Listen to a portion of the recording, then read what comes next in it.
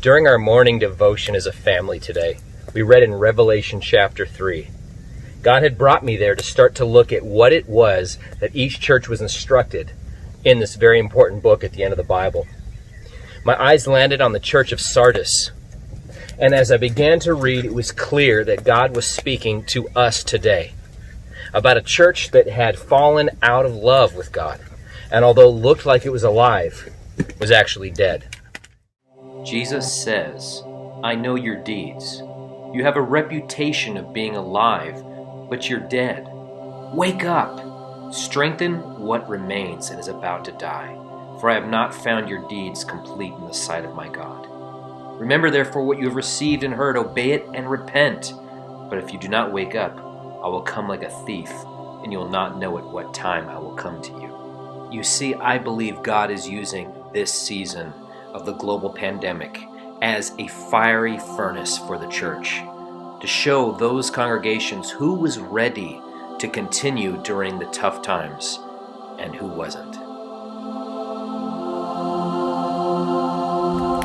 You see, I believe that God is bringing us during this season through a testing.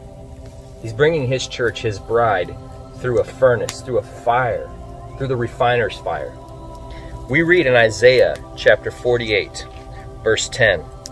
He says, "See, I have refined you. Though not as silver, I have tested you." Watch this. "In the furnace of affliction."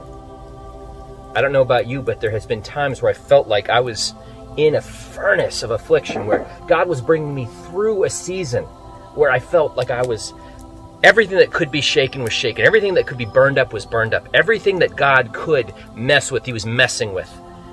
But I always came out the other side, whether I was depressed or whether I was full of joy or whether I barely made it through and I had the claw marks to show for it. I came out seeing on the other side why God brought me through that furnace of affliction that He talks about.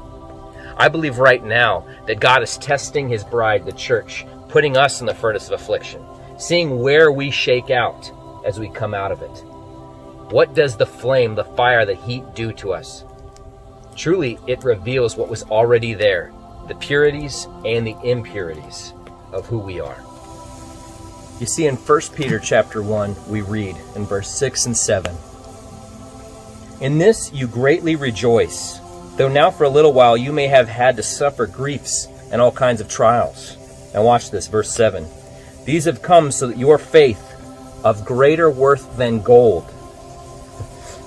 which perish even though refined by fire, may be proved genuine and may result in praise, glory, and honor when Jesus Christ is revealed."